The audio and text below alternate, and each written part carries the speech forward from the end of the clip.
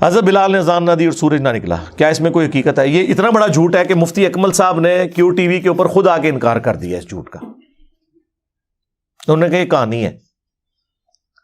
وہ قوالی کی وجہ سے مشہور ہوگی کہ حضرت بلال اذان نہیں دیں گے تو سورج نہیں نکلے گا۔ اندازہ کریں آپ، یعنی اتنا بڑا جھوٹ، جبکہ ہمیں بخاری مسلم میں بالکل الٹ ملتا ہے اس کے۔ بخاری مسلم دونوں میں حدیث ہے، مسلم میں ذرا تفصیل کے ساتھ ہے، بخاری میں اس کا کچھ حصہ ہے، مسلم میں یہ ہے کہ نبی علیہ السلام ایک سفر کے دوران صحابہ کرام سے مشورہ کیا تو اکثریت کی رائے یہ تھی کہ رات کو آرام کرتے ہیں، فجر کے وقت نماز کے لیے اٹھ جائیں گے۔ نبی علیہ السلام کی خواہش یہ تھی کہ یہ سفر ہے، ہو سکتا ہے رات کو ہم سوئیں اور آنکھ نہ کھلے۔ اس زمانے میں کوئی الارم یا اس طرح کی چیزیں تو نہیں ہوتی تھی، تو نماز پڑھ کے ہی سوئیں۔ بہرحال حضور نے مشورہ مان لیا اور الٹیمیٹلی حضرت بلال کی ڈیوٹی لگی کہ وہ اپنی سواری پہ، اونٹ پہ بیٹھ کے مشرق کی طرف دیکھیں گے، جب پو پھوٹے گی نا طلوع فجر کے لیے، ختم سیری والی پو جو سفیدی ہلکی سی نکلتی ہے، جو فجر کا وقت ختم ہونے کے بعد نکلتی ہے وہ زردی ہوتی ہے جو سورج نکل رہا ہوتا ہے۔ ایک فجر کا وقت داخل ہوتے وقت ہلکی سی سفیدی پھوٹتی ہے مشرق کی طرف،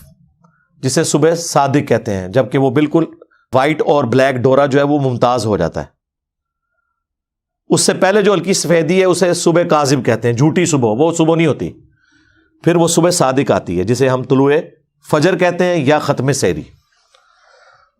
تو وہ آگاہ کر دیں گے۔ لیکن اللہ کا کرنا کیا ہوا کہ حضرت بلال تھوڑی دیر تو وہ مطلب دیکھتے رہے، پھر انہیں بھی اونگ آنا شروع ہوگی اور وہ بھی سو گئے۔ مسلم شریف کے الفاظ ہیں، سورج اتنا بلند ہوا تو نبی علیہ السلام کی آنکھ کھلی، پھر باقی لوگ کھڑے ہوئے اٹھ کے۔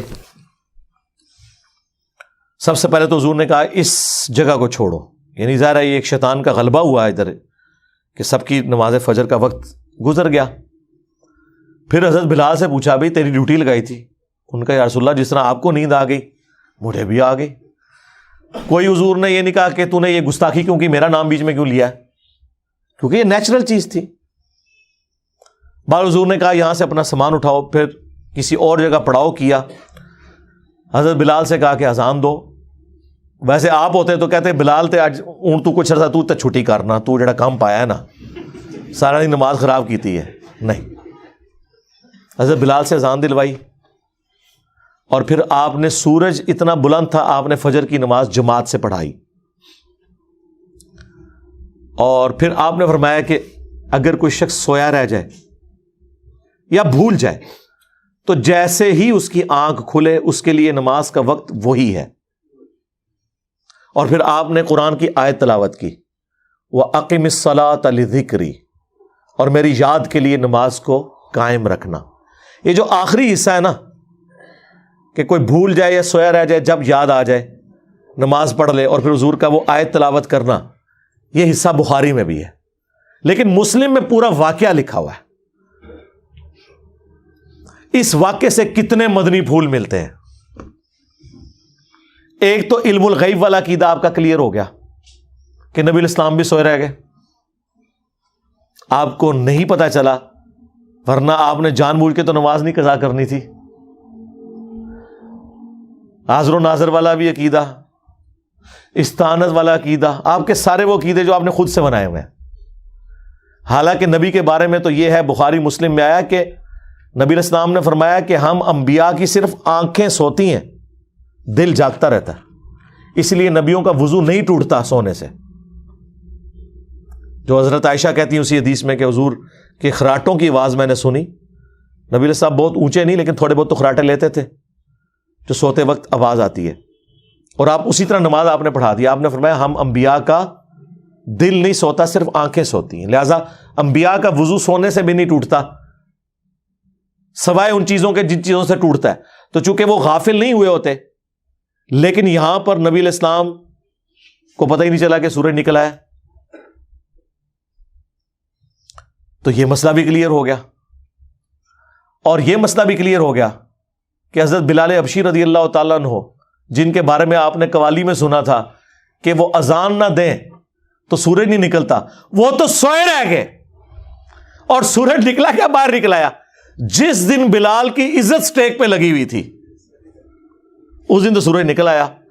اگر حضرت بلال کی عزت کی حفاظت دیکھی جائے تو اس دن ہونی چاہیے تھی کہ کوئی فرشتہ جا کے حضرت بلال کو جگا دیتا کہ حضرت اٹھو، نہیں تو لوگوں نے گلاں کرنی ہے جے بعد وچ۔ اور وہ واقعہ جی، وہ جو ان کی زبان میں لکنت تھی تو وہ صحابہ نے شکایت لگائی، تو اگلے دن حضور نے ان کو اذان دینے سے روک دیا، تو اس دن سورج ہی نہیں نکلا۔ لیکن یہ ہے کہانی، اور مسلم شریف نے وہ کہانی کھول دی۔ اسی لیے ہم کہتے ہیں یہ کتابوں کا خدا، یہ کتابوں کا پیغمبر، یہ کتابوں کا واقعہ، اور وہ بابوں کے بتائے ہوئے واقعات۔ مرنے سے پہلے اے مسلمہ کر لے اس پہ غور، کتابوں کا خدا اور ہے، بابوں کا خدا اور، کتابوں کا بلال اور ہے، بابوں کا بلال اور۔ ہاں، وہ چیز جو قرآن و سنت میں رپورٹ ہوئی ہے وہ تو بالکل اس کے اپوزٹ ہے۔ اور اس واقعے سے یہ بھی پتہ چل گیا کہ اگر کوئی شخص سویا رہ جائے یا بھول جائے تو جس وقت بھی وہ نماز پڑھے گا اس کی نماز درست ہو جائے گی، وہ نماز قضا بھی نہیں ہوگی، جان بوجھ کے نہ کی ہو۔ بعض اوقات انسان لیٹ اٹھتا ہے نا، تو لوگ پوچھتے ہیں میں قضا پڑھنی ہے، ادا پڑھنی ہے، تو آپ جب اشراق کے وقت میں فجر پڑھیں گے تو آپ کی ادا ہے، بشرطے کہ آپ نے روٹین نہ یہ بنائی ہوئی ہو۔ کتنے لوگ ہیں پوری رات بیٹھ کے نیٹ پہ اور واٹس ایپ کے اوپر فضولیات میں ٹائم ضائع کرتے ہیں، اور فجر کی جب اذانیں آتی ہیں تو وہ سو جاتے ہیں، اور پھر وہ کہیں گے جی ہم اٹھ کے نماز نہیں، ان کے لیے نہیں۔ ہاں، کوئی رات کو ٹائم پہ سویا، کسی دن کوئی اچانک ایسا معاملہ ہو گیا تو وہ اسے پھر غم کھانے کی ضرورت نہیں ہے،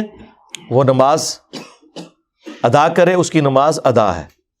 اور اس واقعے سے یہ رزلٹ بھی نکلا کہ اس طرح کی جو نماز ہے وہ آپ جماعت سے بھی ادا کر سکتے ہیں۔ سورج نکلا ہوا ہے اور حضور نے یہ نہیں کہ اپنی اپنی پڑھ لو، اذان بھی دلوائی اور نماز پڑھی۔ اور ضمناً میں ایک برکت کے لیے ایک واقعہ عرض کر دیتا ہوں جو پبلک میں اسی کے ساتھ کا ایک جھوٹا اور واقعہ مشہور ہے۔ وہ کہتے ہیں جی حضرت میر معاویہ کی ایک دفعہ فجر کی نماز قضا ہوگی، یعنی جن لوگوں کے بارے میں قرآن و سنت کے دلائل میں اگر کوئی چیزیں ان کو نہ ملے، ان کو اونچا کرنے کے لیے انہوں نے جھوٹے واقعات منسوب کیے ہوئے ہیں۔ اور یہ کون لوگ سنا رہے ہیں؟ جو یہ کہہ رہے ہیں نبی کو بھی علم غیب نہیں ہے، وہ شیطان کا علم غیب مانتے ہیں، اور پتہ نہیں کیا کچھ ماننا شروع کر دیتے ہیں۔ وہ کہتے ہیں جی حضرت میر معاویہ کی فجر کی نماز ایک دفعہ قضا ہو گئی، تو وہ اتنا روئے اتنا روئے اتنا روئے کہ اگلے دن ان کو فجر کے وقت شیطان جو ہے نا انسانی شکل میں اٹھانے کے لیے آ گیا۔ اچھا جی، شیطان اٹھانے کے لیے آ گیا، کیوں؟ وہ کہتے ہیں اس لیے آیا کہ اس شیطان نے ان کو بتایا کہ کل جو آپ روئے تھے نا اس کی وجہ سے آپ کا ثواب کتنے گنا بڑھا دیا گیا ہے، تو میں نہیں چاہتا کہ آپ دوبارہ نماز قضا کریں اور آپ کو پھر اتنا ثواب رونے کے اوپر ملے، تو میں آپ کو فجر کے وقت اٹھانے کے لیے خود آ گیا ہوں۔ اندازہ کریں آپ یار، یعنی یہ لوگ کس طرح کے جھوٹے واقعات بیان کرتے ہیں۔ یہ جو ثواب اور عذاب کا معاملہ ہے یہ اللہ اور فرشتوں کے درمیان راز ہے، اس کا شیطان سے کوئی لینا دینا نہیں ہے۔ آپ شیطان کا علم غیب مانے ہوئے ہیں ماموں جی کو بڑھانے کے لیے، ظاہر ہے۔ دوسری طرف کہتے ہیں نبی کو نہیں پتا، یعنی شیطان نے یاری لگائی ہوئی ہے فرشتوں کے ساتھ کہ تو خبر لیک کرنی ہے تو میں پھر کل جگاواں گا، کس کس نو میں جگانا ہے۔ اللاجیکل جھوٹی باتیں، ان کا کوئی دین سے لینا دینا نہیں ہے، یہ اللہ اور بندے کا معاملہ ہے۔ پھر تو بڑا اچھا طریقہ مطلب پتہ چل گیا کہ بھی ایک بندہ اگر نہیں اٹھتا تو وہ پھر یہ انتظار کیا کرے کہ مجھے شیطان ہی اب اٹھائے گا آ کے، ورنہ میں روزانہ زیادہ جو ہے حضرت میر معاویہ کی سنت پہ، کیونکہ آپ تو کہتے ہیں کہ صحابہ جو ہیں وہ ستاروں کی مانند ہے، جس کی بھی پیروی کرو کامیاب ہو جاؤ گے، تو پھر پیروی کریں، آپ روزانہ نماز قضا کریں، روئیں اور زیادہ نمازوں کا ثواب کمائیں۔ پھر تو ہم پوری ایکویشن لگا کے کورالریز بنا کے پوری ایکویشنز بنائیں گے۔ یہ کیوں آپ لوگوں کو جھوٹے واقعات سنا کے اور اس شخص کا گرویدہ کرنے کی کوشش کرتے ہیں کہ جو خلفائے راشدین کے ساتھ اور خصوصاً چوتھے خلیفہ مولا علی بن ابی طالب رضی اللہ تعالیٰ عنہ علیہ السلام کے ساتھ جنگ کر چکا ہے۔ صحابی ہونے کا احترام اپنی جگہ، وہ سب کچھ ہم رضی اللہ عنہ بھی کہتے ہیں، لیکن اس طرح آپ کسی کو اونچا کرنے کے لیے اس طرح کے جھوٹے واقعات تو منسوب نہ کریں۔ تو چاہے حضرت بلال کی شان کو بڑھانے کے لیے کوئی واقعہ جھوٹا منسوب کرے، خواہ حضرت میر معاویہ رضی اللہ تعالیٰ عنہ کے حوالے سے کوئی جھوٹا واقعہ منسوب کرے، غلط ہے۔ اسی طریقے سے حضرت علی کے بارے میں بھی ایک واقعہ ہے، لیکن اس حدیث کے بارے میں محدثین کے ہاں اختلاف پایا جاتا ہے۔ اس حدیث کو امام طبرانی صحیح سمجھتے ہیں، اپنی موجم کے اندر اس حدیث کو لے کے بھی آئے جو حضرت علی رضی اللہ تعالیٰ عنہ کی گود میں نبی علیہ السلام سر مبارک رکھ کے سوئے ہوئے تھے اور حضرت علی کی نماز چھوٹ گئی اور وہ رونا شروع کر دیا انہوں نے، تو کہتے ہیں سورج واپس نکل آیا۔ یہ روایت اپنی سند کے اعتبار سے اکثر محدثین نے اسے ریجیکٹ کیا ہے، اس وجہ سے نہیں کہ وہ حضرت علی سے کوئی بغض رکھتے تھے، یہ اللاجیکل بات ہے، لاجیکل بھی درست نہیں ہے۔ یہ ہو ہی نہیں سکتا کہ نبی علیہ السلام تو نماز پڑھ کے سوئے ہوں اور حضرت علی نے نماز نہ پڑھی ہوئی ہو۔ حضرت علی تو ساری نمازیں حضور کے پیچھے ہی پڑھتے تھے، یہ ایسا ہو نہیں سکتا، یہ لاجیکلی کوئی درست نہیں ہے۔ لیکن اگر کوئی اسے صحیح بھی مان لیتا ہے تو سورج کا رک جانا اتنا تو احادیث میں ثابت ہے۔ بخاری مسلم میں آیا کہ جوشوا جو حضرت موسیٰ کے خلیفہ اول بنے تھے، ہارون علیہ السلام تو زندگی میں فوت ہو گئے ان کے، یوشع ابن نون جنہیں جوشوا کہا جاتا ہے، ان کی جنگ تھی بت پرستوں کے ساتھ، مشرکین کے ساتھ، اور ہفتے کا دن شروع ہونے والا تھا، یعنی جمعے کی مغرب کا وقت قریب آ گیا تھا، اور ہفتے کے دن یہودی جنگ نہیں لڑ سکتے تھے، ان کے لیے وہ حرمت کا دن تھا۔ اب بالکل جنگ اینڈ پہ پہنچی ہوئی ہے، فتح قریب ہے، تو حضرت یوشع ابن نون نے اللہ کے حضور دعا کی کہ اے اللہ میرے لیے سورج کو روک دے، آج کا دن تھوڑا لمبا کر دے تاکہ ہم کافروں کو شکست دے لیں، کیونکہ اگر مغرب کا وقت آ گیا تو جنگ روکنی پڑے گی۔ تو حضرت یوشع ابن نون کی دعا کی برکت سے اللہ نے سورج کو روک دیا، یہ بخاری مسلم کے الفاظ ہیں، اور ان کو فتح نصیب ہوگی۔ تو یہ پاسبلٹی موجود ہے، لیکن اس طرح کہانیوں میں رنگ بھرنا کہ اس سے آپ کسی کو اس طریقے سے بڑھانے کی کوشش کریں یا اس میں سے کچھ نکالنے کی کوشش کریں، بالکل اس طریقے سے حضرت ابوبکر صدیق کے بارے میں بھی وہ بالکل جھوٹا واقعہ ہے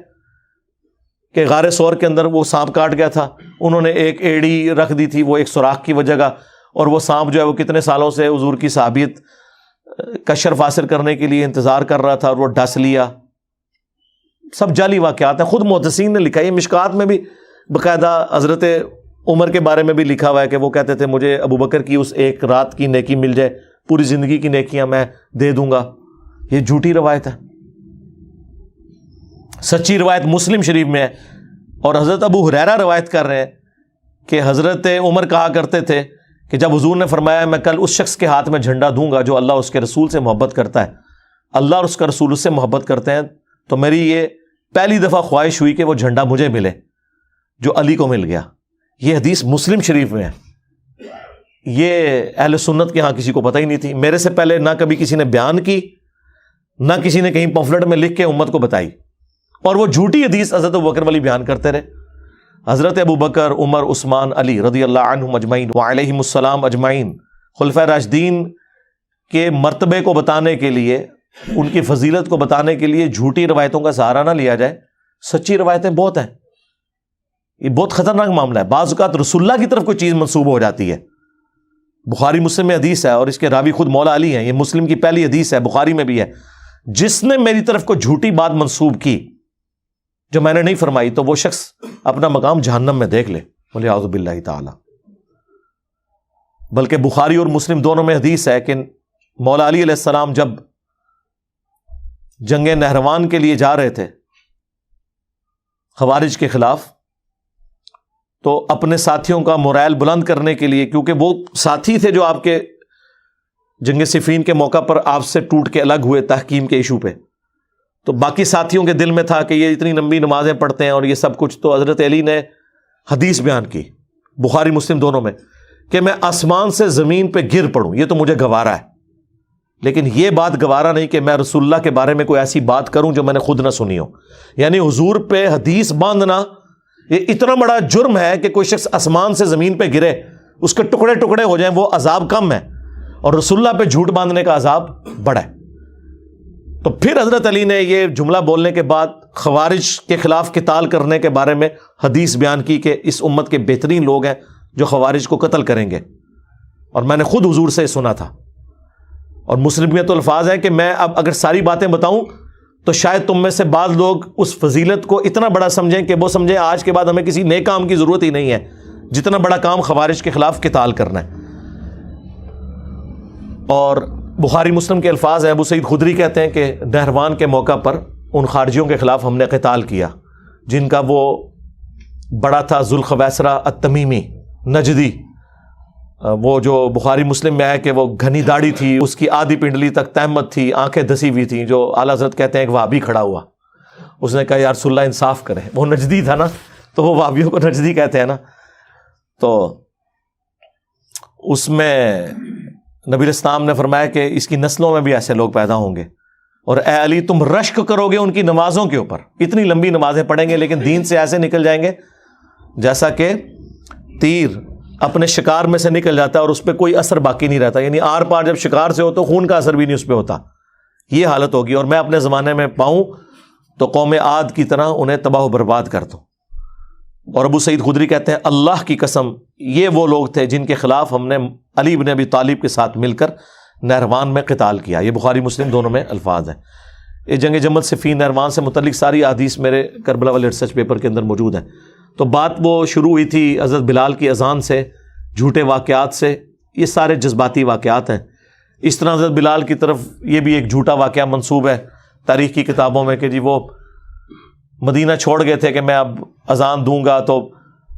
حضرت حسن حسین نے بعد میں ان کو ریکویسٹ کی جب وہ واپس آئے اذان کے لیے، وہ واقعہ بھی ویسے آنسو نکالنے کے لیے بہت اچھا واقعہ، وہ حقیقت بات ہے، وہ عشق و سرور میں ڈوبا ہوا ہے، لیکن ان کی اسنادی حیثیت کوئی نہیں ہوتی ہے، اس لیے اس طرح کے واقعات سے بچنے میں ہی عافیت ہے۔ بعض اوقات پھر اس کے ساتھ عقیدے ایسے جڑ جاتے ہیں کہ پھر ہمیں قرآن و سنت کے دلائل کا دفاع کرنے کے لیے ایڑی چوٹی کا زور لگانا پڑتا ہے ان جھوٹے واقعات کی وجہ سے۔ یعنی ہم کہہ رہے ہیں قرآن میں لکھا ہے ایاک نعبد و ایاک نستعین، یہ کہتے ہیں نہیں جی وہ سلطان باؤ نے تو کہا ہے سن فریاد پیرا دیا پیرا، یعنی ہم آیت پڑھ رہے ہیں اور یہ آگے شعر پڑھ رہے ہوتے ہیں، ہم حدیث پڑھ رہے ہوتے ہیں، یہ کہانیاں اور واقعات سنا رہے ہوتے ہیں۔ اے پھر کیوں کیا جاندہ جی، اور اے پھر کیوں کیا جاندہ، وہ ہوندے ہی کدھر نہیں ہے۔ ہم رفع الیدین کی حدیثیں بیان کر رہے ہوتے ہیں، یہ کہتے ہیں جی وہ اے پھر کیوں کیا جاندہ ہے کہ وہ بت رکھ کے آندے سن، وہ سرکار کو پتہ نہیں، سانوں نہیں پتہ کیوں کیا جاندہ ہے، اور بیان کرنے والے بھی ان ناسکے نے۔ جب سے ہم نے کہا کہ کوئی جھوٹی حدیث ہی سنا دیں، ضعیف چھوڑ دیں، جھوٹی حدیث کسی کتاب میں لکھی ہو، یعنی انگوٹھے چومنے والی جھوٹی حدیثیں ہیں لیکن کہیں لکھی ہوئی ہے موضوعات شریف میں، وہ گھڑی ہوئی حدیثوں کے اوپر جو کتاب لکھی ہے نا، ابن جوزی نے بھی لکھی، ملا علی قاری نے بھی لکھی، اور لوگوں نے بھی، کہ بڑی بڑی گھڑی ہوئی حدیثیں کون سی ہیں، لیکن یہ بغلوں میں بت رکھنے والی تو کوئی گھڑی ہوئی حدیث بھی نہیں ہے اور پبلک کے اندر مشہور ہے۔